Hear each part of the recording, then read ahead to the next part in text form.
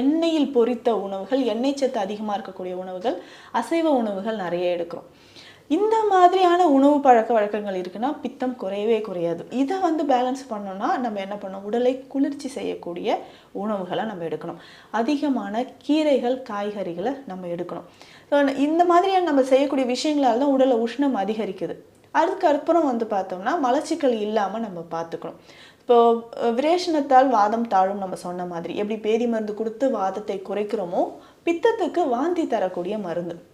3 மாதத்துக்கு ஒரு முறை நம்ம பித்தத்தை சமநிலைப்படுத்தணும். அது 6 மாதத்துக்கு ஒரு முறைனா, இது 3 மாதத்துக்கு ஒரு முறை. இது எப்படின்னா 3 மாதத்துக்கு ஒரு முறை வாந்தி நம்ம காலையில எம்ப்டி ஸ்டொமக்ல இந்த மருந்தை எடுக்கும்பொழுது வாமிட் வரும்.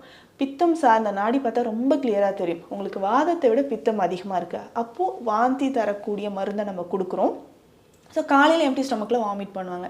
எனக்கு வாமிட் மஞ்சளாக போச்சுங்க, பச்சை பச்சையான வாமிட் எடுத்தேன் அப்படின்னு சொல்லுவாங்க.